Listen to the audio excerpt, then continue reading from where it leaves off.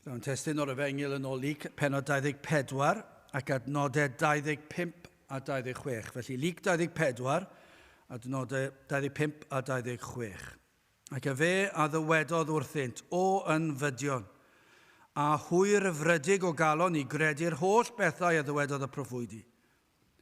Ond nid oedd rhaid i Grist dioddef y pethau hyn, a myned i mewn i'w ogoniant. Nawr, mae'n hanes cyfarwydd iawn o'n blaenau ni. Hanes yr Iesu wedi ei atgyfodiad, ac yna'r gwragedd yn dod at y bedd a'i weld yn wag. I ni'n gweld yn adnod 4, a bu a hwy yn petruso am y peth hwn, weled 2 wr a safodd yn ei hymyl mewn gwisgoedd disglair. Ac yn am neges sydd yn dangos hyn oedd eu disgwyliadau nhw, ni'n darllen adnod 6 a 7, nid yw e fe yma. Dyma'r ateb gafon nhw, yr oedden nhw yn dod at y bedd yn disgwyl gweld yr Iesu wedi marw yn y bedd. Ond dyma'r neges maen nhw'n ei dderbyn. Nid yw e fe yma, ond e fe gyfododd. Cofiwch. A dyna'r pwynt, mae'n dweud cofiwch hwn. Cofiwch pa fodd y dywedodd wrthych. Ac e fe eto yng Galilea, gan ddywedyd, rhaid i'w rhoi mab y dyn yn wylo dynion pechadurus, a'i groesoelio ar trydydd dydd atgyfodi. Dyna oedd y neges, ond oedden nhw ddim yn disgwyl i'r bedd fod yn wag. Mae'r anghelion yn dweud wrthyn nhw, cofiwch be gafodd ei ddweud. Fe ddylech chi fod yn disgwyl bod y bedd yn wag. Ond oedden nhw ddim yn disgwyl i'r bedd fod yn wag. Ac felly nes ymlaen yn y benod, y 2 oedd ar ei ffordd i Emmaus. Ac roedd ei disgwyliadau hwy yn llwyr wahanol i'r hyn dylse fod. Maen nhw hefyd yn euog o gael y disgwyliadau anghywir. I ddweud y gwir, roedden nhw yn reit ddigalon ar y ffordd i Emmaus. Roedd y 2 yma yn teimlo'n isel, oherwydd cyflwr y wlad, cyflwr yr eglwys dilynwyr Crist, cyflwr yr hyn yr oedden nhw'n ei wynebu, ac roedden nhw'n teimlo'n drist, yn teimlo'n isel. Felly gael ofyn, ble i ni arni heddiw? Nawr, fe gewn ni weld fan hyn y peryg o beidio bod yn eglur ar y materion pwysica. Petawn ni yn glir ar yr Efengyl. Hyd yn oed fel Cristnogion nawr, fel fan hyn, petawn ni'n glir ar y Efengyl, ni fydden ni yn isel neu'n ddigalon. Mi fydden ni'n drist, mae hwnna'n wir, mi ddylen ni fod, a mi ddylen fod dagrau, a mi ddylen ni fod yn dyheu am gweld dyddiau gwell. Ond petawn ni wir yn deall yr Efengyl yn llawn, mi fydden hagwedd ni'n wahanol. Ni fydden ni'n cael syndod yn yr hyn i ni'n ei weld. Hyd yn oed heddi, cyn lleied yma yn yr oedfa. Nifer mor fach. Ac mae'n hawdd iawn i fynd i deimlo, wel, beth yw'r pwrpas? Does dim diddordeb. A oes no obeth. Oes pwrpas yn yr wythnosau misoedd sydd yn dod. A mae'n hawdd yn diwedd. Mae'n hawdd i ni feddwl. A hyn o pan ni'n meddwl am yr rhai sy'n proffesi a meddwl, does dim diddordeb. Yn sicr pnawn sil, does dim diddordeb. Ac felly chi'n meddwl, mae'n hawdd iawn. Ond pan yn deall yr Efengyl a deall beth yw'r gwir Efengyl, ni fydden ni'n cael fawr o syndod. I dweud y gwir, mi fydden disgwyliadau ni llawer fwy real. Mi fydden ni'n deall yn iawn yr hyn i ni yn ei weld.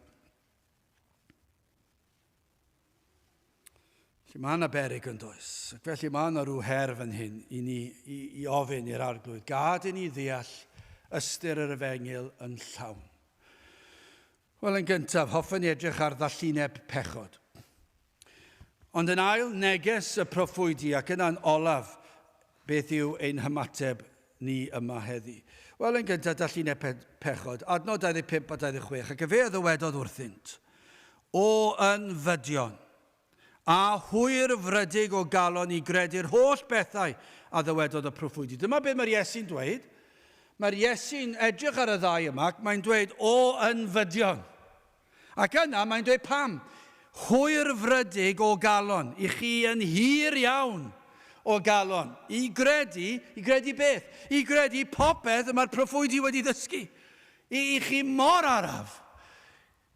I chi mor wrthyn bron iawn, I chi'n hwyr o frydig yn y pethau yma, I chi ddim yn fodlon, chi ddim yn deall, chi ddim yn hyd yn oed yn gallu deall y pethau sylfaenol, a chi'n anfydion, mae'r Iesu'n dweud. Ac yna mae'n dweud wrthyn nhw, onid oedd rhaid I Grist dioddef y pethau hyn, a myned mewn i'w ogoniant. Nawr, mai dau ddisgybl i'r Iesu sydd yma, ac yn sicr mi fyddwn ni'n gallu dweud, mi roedden nhw'n caru'r arglwydd Iesu Grist. Ac felly chi'n gallu deall pam roedden nhw'n drist.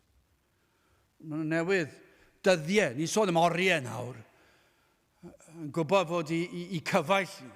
Yr un roedden nhw'n ei ddilyn, newydd cael ei ladd ar y groes y ffordd fwyaf creulon. Ac mi roedd wedi cael ei gladdu. A felly mae'n gyfnod anodd, ond diwedd, mae'n gyfnod anodd i'r disgyblion yma. Yr oedd y digwyddiadau yn rhai brawychus, a chi'n gallu deall hynny. Ond, yn debygol iawn, roedd rhain wedi profi rhywbeth o ras yr arglwydd Iesu Grist yn ei bywydau nhw. Roedd yn y cyfnod yna, sydd yn gyfnod ar y cychwynnol, faint o ddealltwriaeth llawn oedd ganddyn nhw, ond roedd ganddyn nhw beth. Mi fyddech chi'n gallu dadle, roedden nhw wedi profi gwaith yr ysbryd ar eu cylonau nhw a'r gyhoeddiad o bechod. Roedden wedi darostwng ac wedi ildio I ffordd yr arglwydd Iesu Grist. Mi roedd yna elfennau ohoni I weld. Ond beth I ni gallu dweud, doedd dim dealltwriaeth lawn ganddynt. Doedden nhw ddim wedi deall yn llwyr. A mae'n amlwg yn diwedd, mae'n amlwg. Doedd dim dealltwriaeth. Dyna pam mae'r Iesu yn siarad yn y ffordd yma. Ond am ras fan hyn, cyn I ni fynd ymhellach, mae yna gymaint o ras fan hyn fod iachawdwriaeth yn llwyr o ddiw a dwi ddim yn ddibynnol ar ein gallu neu ein gwybodaeth ar gyfer achubiaeth yr enaid. Fi all rhywun dod mewn I oedfa ac wedi profi gwaith gras yr ysbryd glân yn eu cylonau nhw, a maen nhw wedi deall y pethau sylfaenol. A mae'r arglwydd wedi rhoi ffydd yn nhw ymddiried I heneidiau yn yr arglwydd Iesu Grist. A byddwch chi'n dweud, falle ddim yn deall yn llawn, byddwn nhw ddim yn gallu rhoi darlith I chi, byddwn nhw ddim yn gallu ysgrifennu treithawd ar beth yw gwir iachawdwriaeth, achos dyn nhw ddim yn ei ddeall yn llawn eto, ac I rai mae'n cymryd blynyddoedd I ddeall yn llawn. Ond maen nhw wedi profi rhywbeth gellir dweud. Trwy ras, trwy Grist ac ef yn unig, ac bydden nhw'n debygol iawn yn fod yn rhai oedd yn pwyso ar Grist. Ac eto, fe ddyle'r ddau yma fod wedi deall mwy. Fe ddylen nhw fod wedi. Does dim, I ni lot rhy gloi yn dydyn ni heddi I esgu sodyn hunan. I ni meddwl, wel, dyw pobl eraill ddim yn gwybod, felly sdim rhaid I fi, neu dyw pobl eraill ddim yn hwn, sdim rhaid I fi. Ni wastad yn rhoi yn hun yn yr un sefyllfa phobl eraill, yn meddwl, wel, dyn nhw ddim lot gwell. Ac mae yna rhyw esgus tramser, mae bywyd yn brysur. Does dim disgwyl I fi I ddeall y pethau yma. A felly dyw'r manylion ddim yn bwysig. Mae'r manylion yn bwysig. Mae'r Iesu'n dweud fod y manylion yn bwysig. Nawr wrth gwrs, cyn bellaf o iachawdwriaeth yn y cwestiwn yr achos yma, mi roedd y ddau yma wedi deall rhywfaint. Pan dath y gwragedd a'r newyddion am atgyfodiad yr Iesu, fe ddylsent fod wedi ddisgwyl a'i gredu yn syth, ond doedden nhw ddim. Doedden nhw ddim hyd yn oed yn ystyried y beth.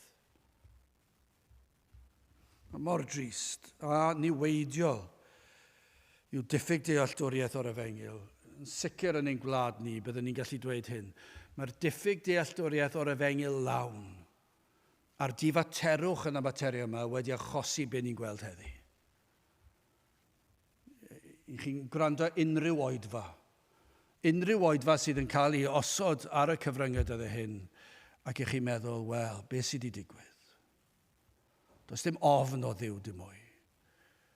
I ni'n dod i'w bresenoldeb ac yn canu pob math o bethau gyda pob math o symudiadau. Yr goleadau, y clybiau nos, i siarad chydig hint am gapeli yn yr ardal yma, sy'n edrych fel clybiau nos. Pam hynny? Wel, mae'r genhedlaeth sydd o'n blaenau ni wedi ganiatáu ar hyn fod. Nhw wedi deall ar y fengen llawn. Falle llawer o'n nhw wedi deall digon a bod eu heneidiau'n saff yng Nghrist, ond ddim wedi gweld pwysigrwydd fod yn glir, ac yna wrth i'r genhedlaeth a'r genhedlaeth nesaf dod, ac mae'n gwanhau ac chi'n dechrau cwestiynu, a yw'r genhedlaeth yma sydd heddi wedi deall unrhyw beth o'r efengil? Tybiwn ni ddim. Galle ddim fod i bob ymddangosiad. Mae mor bell erbyn heddi. Ond un peth i ni'n gwybod yw bod rhaid i'r gwaith achubiaeth fod yn waith gras ar yr enaid, ac bod rhaid i'r enaid fod wedi gweld i bechod, ac wedi gweld i gyflwr, a gweld i heiddiant, a gweld mai unig obaith yw Crist. Ond mae eisiau mwy hefyd, dim ar gyfer iachawdwriaeth, ond mae cyfrifoldeb ar y Cristion i ddeall yn llawn goblygiadau hyn yn ei fywyd a phob peth. Mae mor niweidiol os i ni ddim yn glir. Doedd y ddau ar y ffordd ymais ddim wedi disgwyl y digwyddiadau trist a brofant. Doedden nhw ddim yn disgwyl i'r Iesu farw ar y groes pryd hynny. Croeshoeliwyd yr Iesu ar ôl ei holl disgwyliadau. Allwch chi ddychmygu, chi gallu deall pam maen nhw'n drist a pam yn ddigalon. Roedd yn ei barn nhw, roedd yr Iesu wedi marw. A dyna fe, dyna'r diwedd. Mi roedd yn y bedd. Ble maen nhw'n mynd i fynd o fan hyn? O'n nhw wedi gobeithio gymaint yno fe, ac wedi ymddiried yno fe, ac nawr wedi marw. O'n nhw wedi deall peth, falle di ymddiried ei heneidio yno, falle, ac eto, yr oedd yr elfen o ddisgwyl gwaredwr tymhorol, dearol, falle'n fwy blaenllaw yn ei meddyliau nhw. Doedden nhw ddim yn deall yn llwyr yr elfen ysbrydol, ni disgwyliant farwolaeth a berthol y groes.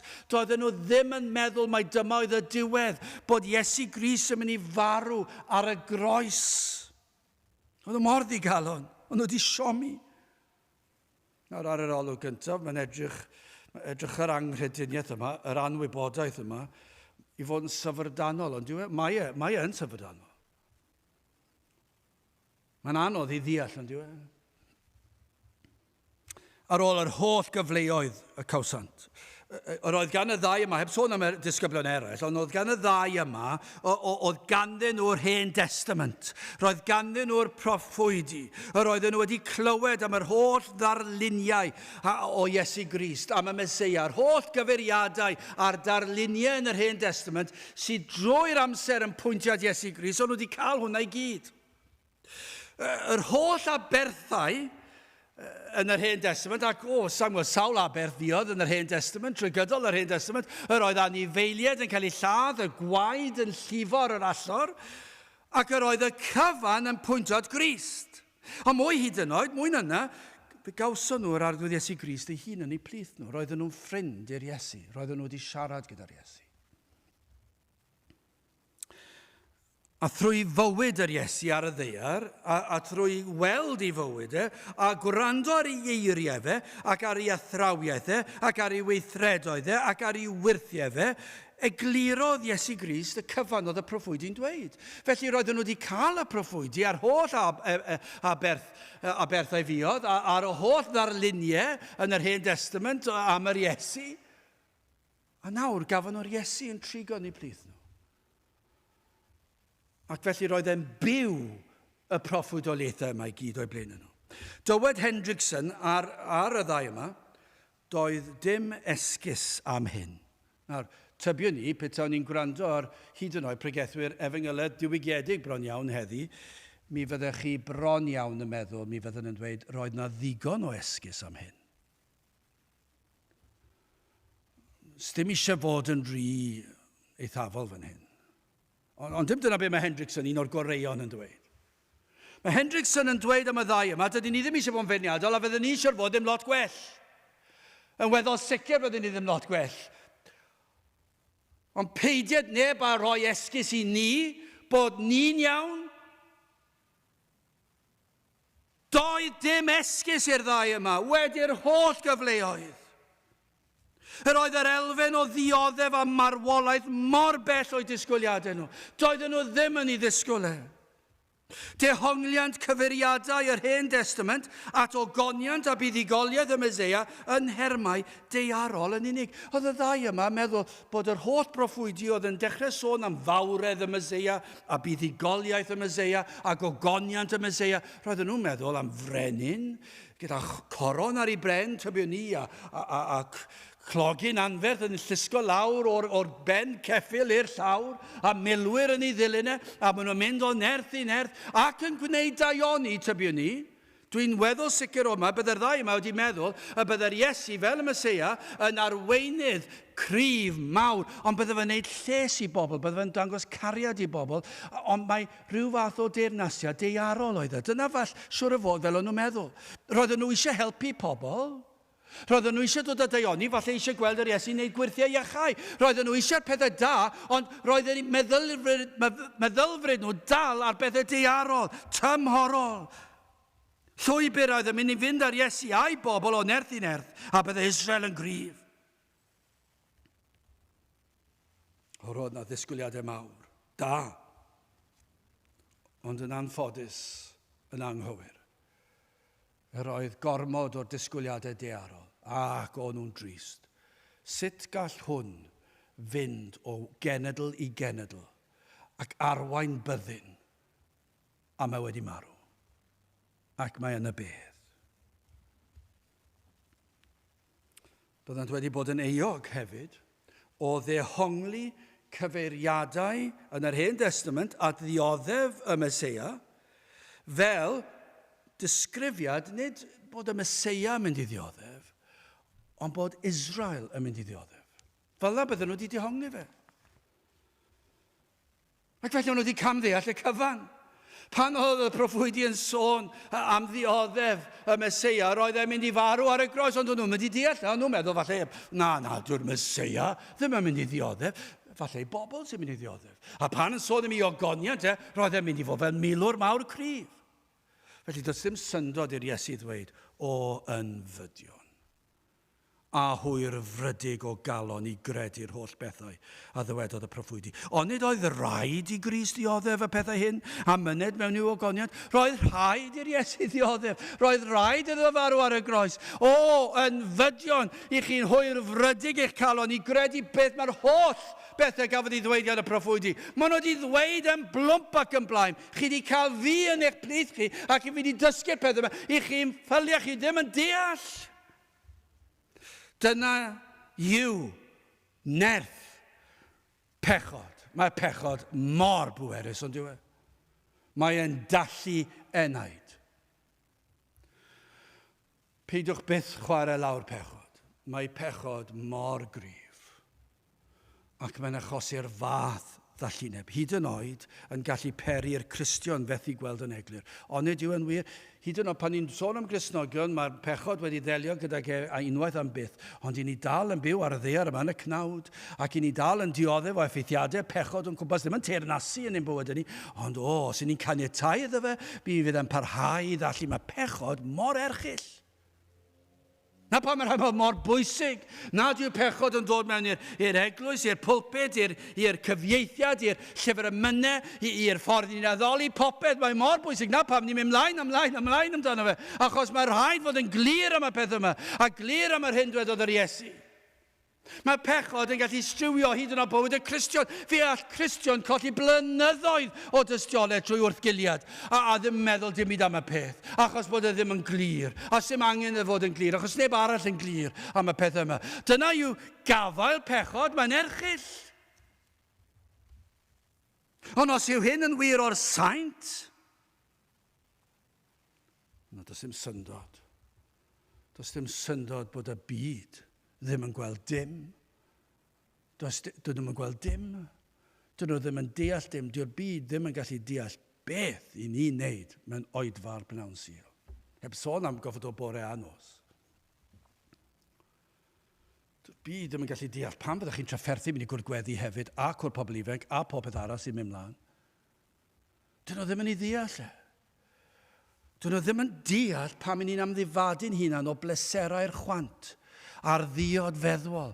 Pam ni ddim yn byw i'n hun, dyn nhw'n ei ddeall, dyn nhw'n gallu weld, dyn nhw'n meddwl pwysigrwydd fod yn iawn ger bron Duw tra'r y ddeia. Dyn nhw ddim yn ofni'r bedd fel y dylsyn nhw, maen nhw'n ofni'r bedd achos bod bywyd dod i ben. Ond dyn nhw ddim yn ofni beth sy'n tu hwnt i'r bedd, dyn nhw ddim yn fod yn meddwl mae fath beth. Ac maen nhw'n clywed ni'n sôn, mae peth o sil i sil. Maen nhw'n meddwl am beth i chi'n sôn, mae'n hirt, dyn nhw ddim yn ei synwyr.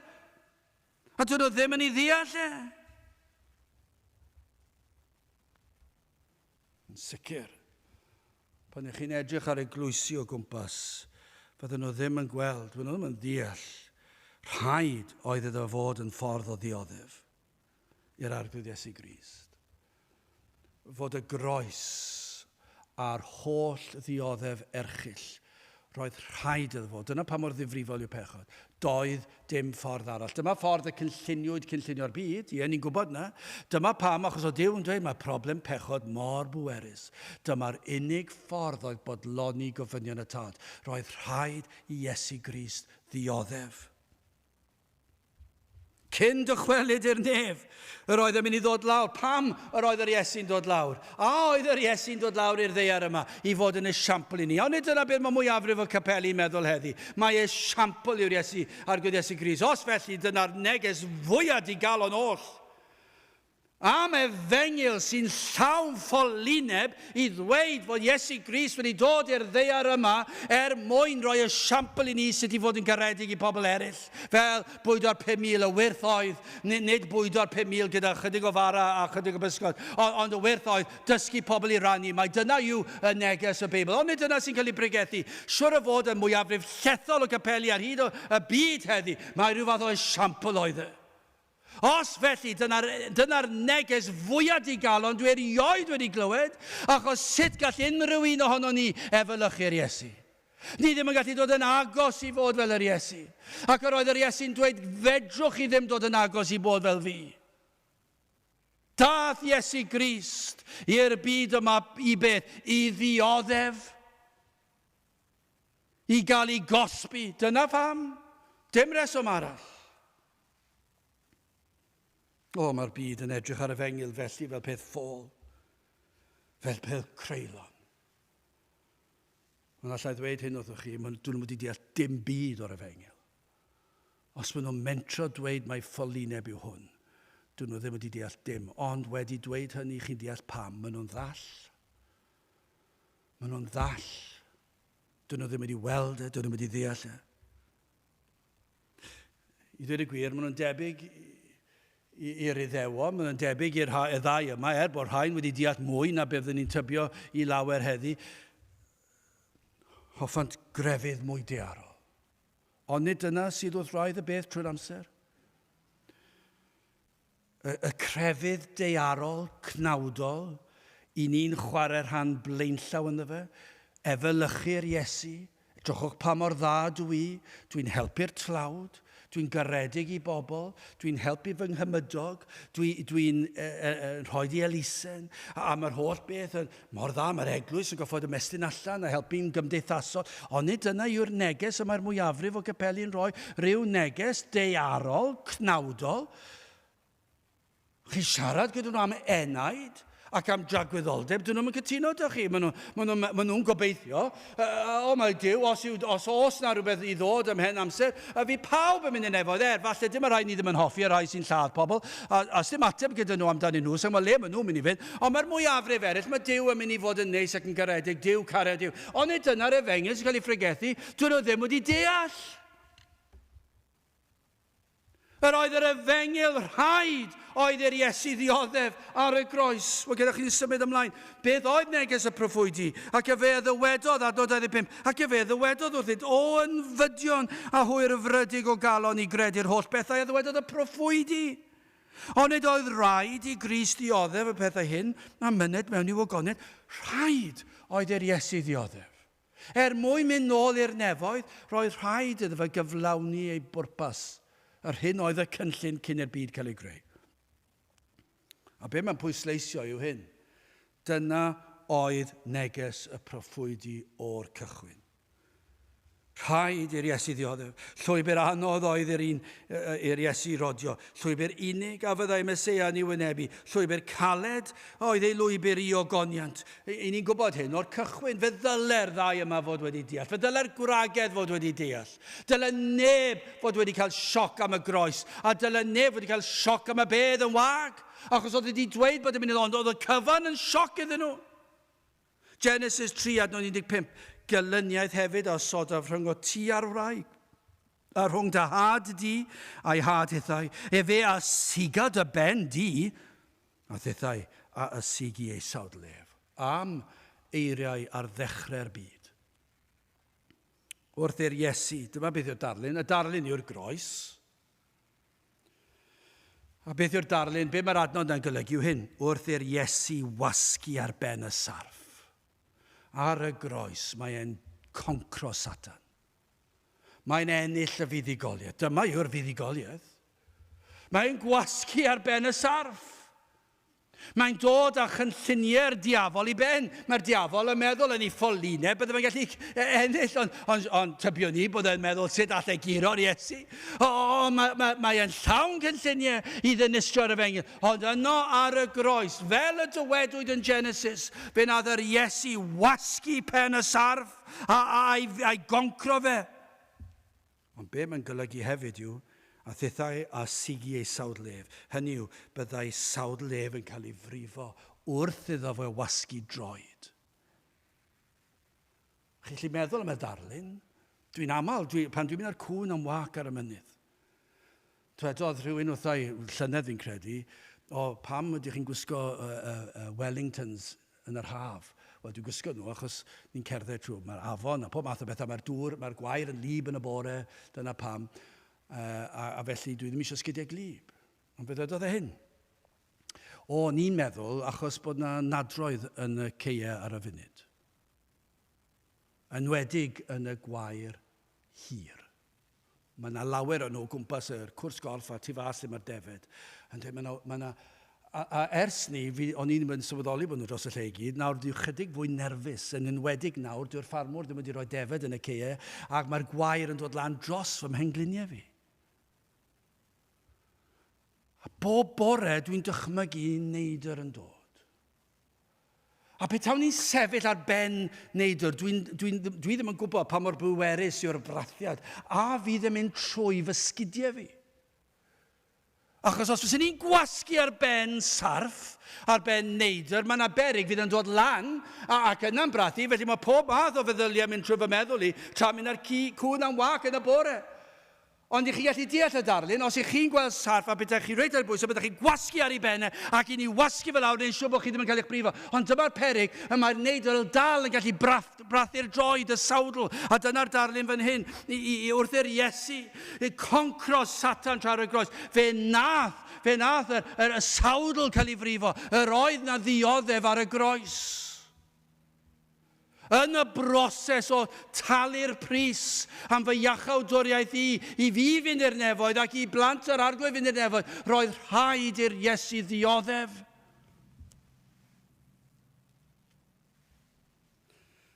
Ac yno ar y groes byddai'r Iesu'n delio unwaith ac am byth gyda'r un drwg. Bydda fe'n concro, bydda fe'n demsgil ar ei bennau. Ond yn y broses o'r dioddef, a ddioddefodd yr Iesu. Ioan 12, adnod 31 a 32 yn y tegu hyn, yn gyflawniad o hyn, adnod 31 o Ioan 12, yn awr y mae barn y byd hwn, yn awr y bwryr allan dywysog y byd hwn, a minnau os dyrchefur fi oddi ar y ddeiar, a dynaf bawb ata fi fy hun. Mae'n cael ei ddyrchafu oddi ar y ddeiar. Mae'n fydd yn concro ar un drwg. Byddai'r Iesu yn delio ar un drwg wrth gael ei ddyrchafu ar y groes. Ioan 3, adnod 14-15, ac megis y dyrchafodd Moses y sarf yn y diffeithwch. Felly y mae yn rhaid dyrchafu mab y dyn, fel na choller pwy bynnag y gredo ynddo ef, ond caffael ohono fywyd y gwyddo. Mae rhain yn ddarluniau yn yr Hen Testament, Moses yn dyrchafu sarf ar bolyn, fel arwydd y drwchwch fyna cewch eich achub. Roedd yn ddarlun o'r Iesu yn cael ei ddyrchafu oddi oddi ar y ddaear ar y groes. Ac wrth edrych at yr Iesu, fydd yr chenaid yn cael ei hachub. Ond y darlun yw, croes, dwylo pyr ar led. Fe wisgodd goron o ddraen. Pam? Mwyn i'r brwnt cael bod yn wyn, fel hyfryd Liam Maen. Dyna oedd y ffordd. Dyna beth oedd Genesis yn ei ddweud. Rhaid i'r Iesu ddioddef ar y groes. Does dim ffordd arall. Nid esiampl yw'r Iesu. Mae bywyd perffaith yr Iesu, yr unig lle mae o unrhyw werth i ni, allwch chi ddweud o ran iachawdwriaeth yw hyn, fe fodlonodd e'r tad yn fy lle. Fe gadwodd e'r gyfraith i fi, achos allwn ni ddim. Mae hwnna'n pwysleisio nid esiampl oedd e. Fedrith neb ddod yn agos i gadw'r gyfraith. Ond dyna pam dath Crist, fe gaflawnodd e'r gyfraith yn fy lle. Ac roedd rhaid iddo ddioddau achos fe nes i fethu gadw'r gyfraith, a dwi wedi pechu, roedd rhaid cael cosb. A dyna yw'r darlun. Tro ar ôl tro, trwy'r Hen Testament, llwybr o ddioddef oedd ei lwybr i ogonion, Salm 118 adnod 22. Eto yn yr Hen Testament, y maen a wrthododd yr adeiladwyr a aeth yn ben i'r gongl. Drychwch ar hwnna. Byddai'n cael ei wrthod, y maen a wrthododd yr adeiladwyr. Felly mae yna wrthod, gwrthwynebu y maen yma'r garreg yma. Ond be mae'n dweud yw fe fydd y maen yma, y garreg yma'n dod yn ben i'r gongl. Fydd yn dod yr garreg pwysicaf oll, cael ei ddyrchafu fel y garreg. Ond byddai'n gynta'n cael ei wrthod. Ac yna'n cael ei osod yn y safle pwrpasol yn cael ei ddyrchafu. Nawr mae Iesu Grist yn dyfynnu y geiriau hyn amdano hi'n Luc 20:17. Mae'n dyfynnu. Ac fe edrychodd arnynt ac ddwedodd, beth gan hynny yw hyn a ysgrifennwyd, y maen wrthododd yr adeiladwyr, hwnna wneithbwyd yn ben y gongl. Felly mae'r Iesu yn dweud, dyma dywedwyd yn yr Hen Testament. Mae'r Hen Testament mor bwysig. Mae'r Iesu'n gyflawniad o'r Hen Testament. Beth mae'r Iesu'n dweud, rhaid oedd i fi cael fy ngwrthod. Rhaid oedd i fi gael i ddioddef. Wel, yn amlwg, Eseia 53, yn broffwydoliaeth am yr Iesu a'i lwybr o ddioddef. Ond nid yw as darllenwch eich amser chi, ond gwrandewch ar hwn ar sail hynny, Luc 22 adnod 37, canis yr wyf yn dywedyd i chwi fod yn rhaid eto gyflawni yno fi y peth hwnna ysgrifennwyd yn Hen Testament, sef a chydar anwir y cyfrifwyd ef, canis y mae diben i'r pethau amdana fi. Cyflawniad o Eseia 53. Rhaid oedd i'r Iesu ddioddef ac am lwybr. Am lwybr o ddioddef. Iddo ddod i'r ddaear yma o'i wir fodd. Llwybr a fyddai'n gweld y gwrthodiad cyn ei eni hyd yn oed, ac wedi ei enedigedd, yr oedd y fath atgasedd amdano, a'r fath ymdrechion di-ri yw ladd e, ond yna yn ystod ei weinidogaeth gwrthodiad ar ôl gwrthodiad, ac yna ei bobl ei hun yn ei wrthod e, yr oedd yr Iddewon a'r weinwyr crefyddol yn ei gysau e, ni chredant mae ef oedd y Meseia, fel popeth yn pwyntio mai fe oedd y Meseia, ac wedi'r holl ddioddef o wawdio a gwatwar a ffoeri a phlangelli, yna mae'r cyfan yn gorffen gyda'r croes hoeliad. A'r hoelion yn cael ei wasgu mewn. Ond dioddef yna'n ddim byd. Mae'n rhan ohono fe'n diwedd. Mae'r dioddef yn ystod ei fywyd a'i weinidogaeth. Mae hwnna i gyd yn rhan ono fe. Yr oedd yr hoelion, wrth gwrs, yn rhan o'r dioddef, ond y dioddef oedd hyn. Ei dad yn troi gefn arno. Ac yna yn tywallt ar ei fab, cosb am bechodau ei holl blant. Hyn sydd yn gyfwerth ag uffern i bob un o'i blant. Allwch ni ddim dychmygu beth mae hwnna fel. Dyna i chi lwybr o ddioddef. Mae popeth i ni'n gallu deall rhywbeth amdano, oedd y gwrthodiad gan yr Iddewon, a'r gwrthodiad gan y bobl ei hun, a'r siom gyda'i ddisgyblion, a'r poen o weld y pethau hyn oedd o'i flaen i lygedau. Ie, mae hwnna gyd yn rhan, a ni'n gallu deall hwnna yn weddol yn dydyn ni, ac falle ni'n gallu deall y gwatwar tra y groes, a'r chwerthin, a'r gwneud hwyl am ei bennau, a'r phlangelli, ni'n gallu deall hwnna gyd. Ond beth i ni ddim yn gallu llwyr ddeall yw hwn, ddim un o'n dod yn agos i ddeall, yw'r tad yn yn tywallt ar ei fab, gosb am fy mhechodau, fi ai am fy meiau i, dioddefodd yr Iesu. A dyna oedd y dioddef, mae'r holl dioddef arall yn rhan ohono fe, ar dar ostyngiad, ond y dioddef o'r tad yn cosbi Iesu Grist am fy mhechod i. A dyma beth sy'n bwysig, rhaid oedd i hyn ddigwydd. Gan dyma a ddywedoedd oedd y ffordd ac yn lluniwyd cyn i'r byd cael ei greu. Rhaid oedd i hyn ddigwydd, gan nid oedd ffordd arall i fodloni gofynion cyfiawn y tad. Rhaid oedd cael cosb am bechod. Dim ond un oedd yn abl i ddelio ar fath gosb. A mab Duw oedd hwnnw. Y Meseia. Yr arglwydd Iesu Grist. Yr unig un oedd yn gallu talu'r pris. Pam dath Iesu Grist i'r byd? Nid i fod yn esiampl i chi a fi. Fe ddath Iesu Grist i'r byd i fodloni gofynion y tad. Fe ddath Iesu Grist i'r byd i gadw'r gyfraith yn fy lle. Ond fe ddath Iesu Grist i'r byd i ddioddef ar y groes, y gosb am fy meiau i. Dyna pam dath Iesu Grist. A dim ond fe oedd yn abl i dalu'r pris. Dim ond fe sydd yn dduw ac yn ddyn. Dim ond fe oedd yn gallu byw bywyd perffaith. Dim ond fe oedd yn gallu bodloni'r tad. Ac felly fe ddath e, ond dyma beth sy'n anhygoel, fe ddath o'i wir fodd. Fe ddath e, ac fe nath e'r cyfan, ac fe lwyddodd e. Ac fe fi oedd e gallu dychwelyd, esgynodd e i'r neb, a mae'n dychwelyd i'r gogoniant yn fuddugoliaethus. Dyna yw'r darlun sy'n cael yn yr Hen Testament a trwy gydol y Testament Newydd. Wel, yn drydydd ac yn olaf, beth yw eich ymateb chi i hyn?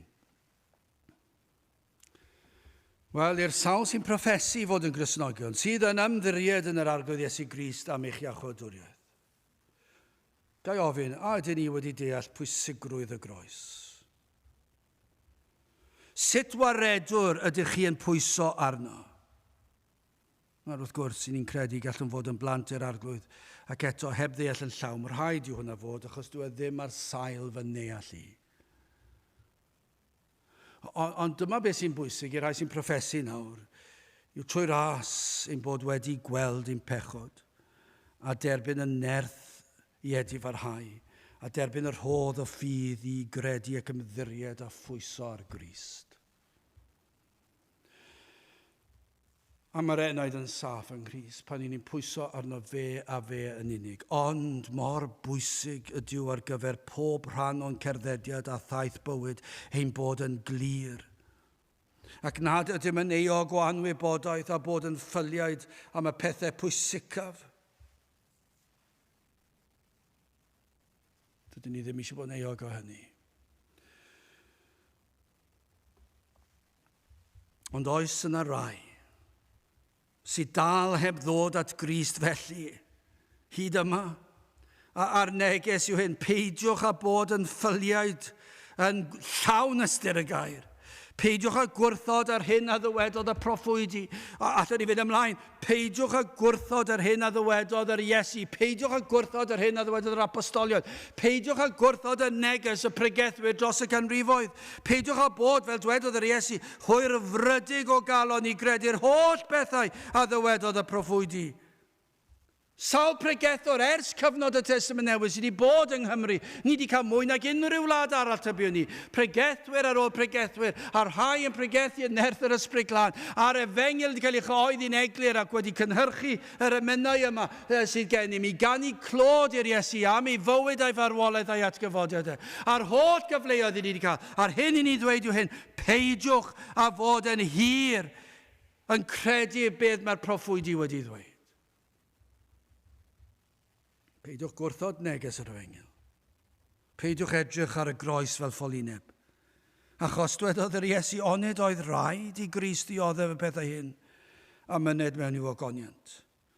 Chi bron iawn yn dyheu petai rhai o'r capeli sydd dal ei drysau'r agor a'r cynulleidfa oedd bach fel ni.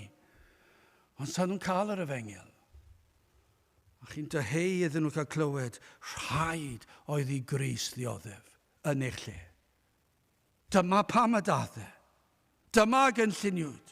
Dyma'r ffordd a drefnwyd y byddai'n harwain ein heneidiau i'r nefoedd. Nid oedd Crist yn mynd I fethu yn ei waith, I achub dyn o'i bechod, ac felly byddai'n dychwelyd yn fuddugoliaethus i'r nef, a yn cael ei ogoneddu, lle nawr mae'n eistedd ar ddiheulaw y tad. Felly dewch ato, credwch ynddo, peidiwch â bod yn hwyrfrydig eich calon. Peidiwch â bod yn stwbwn. Dewch ato, credwch yno, ceir y cyfan yn ei air, cyflawnodd Iesu Grist yr hyn oll oedd ei hangen i'n hychubiaeth, a dim ond fe oedd yn gallu talu'r pris. Rhaid oedd dyma'r unig ffordd. Dyma be mae'r Iesu hun yn dweud. Dyma oedd yr unig ffordd. Rhaid I Grist dioddef. Ac y fe ddwedodd wrthynt, gobeithio nad oes na rai yn syrthio i'r categori yma, o ynfydion a hwyr frydig o galon I gredu'r holl bethau a ddywedodd y proffwydi. Ond nid oedd rhaid I Grist dioddef y pethau hyn a myned I mewn i'w ogoniant. Gadewch I ni weddio. O Dduw, I ni yn diolch I ti am yr arglwydd Iesu Grist. Diolch am ei fuddod, yn diolch I fod yn wedi dod o'i wirfodd, ac wedi talu'r pris, ac wedi dioddef y fath erchylltra ein mwyn ni. O Dduw, gad I ni ddeall y pethau hyn yn llawn, gad I ni fod yn siŵr ein bod ni'n pwyso ar yr arglwydd Iesu Grist ac ef yn unig, a bod ni'n ymddiried yn hyneidio ynddo fe, a gad I ni ddeall arwydd y cad hyn i'n gweddill ein bywydau, teir gweithio ni'n plith, ni'n gofyn hyn oll drwy enw ac heiddiant ein harglwydd Iesu Grist. Amen.